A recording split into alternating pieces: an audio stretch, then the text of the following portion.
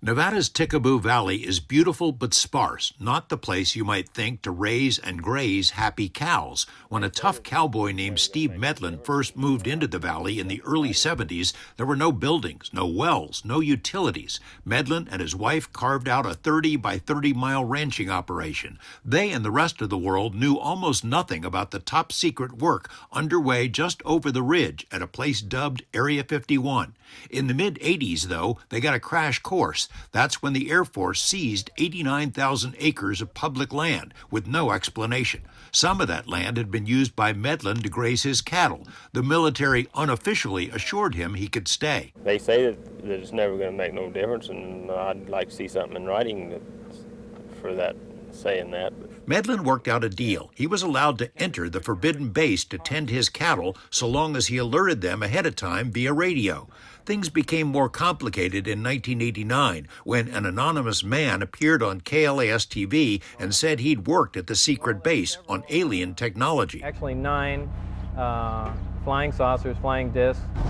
Suddenly, the UFO faithful began arriving by the busload in the Tickaboo Valley. Among the visitors, the anonymous scientist, months before his name was made public, Bob Lazar, who showed up at the Rachel Bar and Grill in the company of a reporter not yet known for UFO stories and a wealthy businessman named Robert Bigelow. The bar later changed its name to the Little Ailey Inn.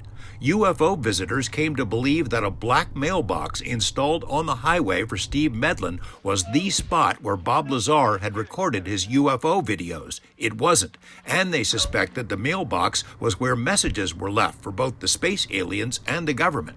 People thought, oh my God, this got to be the mailbox of Area 51. So they started opening it up, going through the rancher's mail, and of course, the story was, well, it really is not a rancher's mail, it's the mail to Area 51. People opened up the mail. Story is that the rancher even found some of his pieces of mail with bullet holes in them. In 1996, the black mailbox was replaced with a welded, bulletproof white box. It, too, became an attraction, a place to scan the skies, leave graffiti, take selfies, and a place for reporters to record obligatory stand-ups. Here next to the infamous, mysterious black mailbox, which, of course, as you can see, is not black at all. A few years ago, the rancher moved his actual mailbox somewhere else, and now he's ready to move on altogether. Since late 2020, the Medlin Ranch has been listed for sale with an asking price of $4.5 million. That includes 2 homes, 70 irrigation spots for cattle, and 80 acres. Medlin and his wife are ready to let someone else navigate the thin line between the UFO faithful and the so-called camo dudes dedicated to keeping them all out. Rachel resident Jorg Arnu is pretty sure the legend of the black mailbox will live on.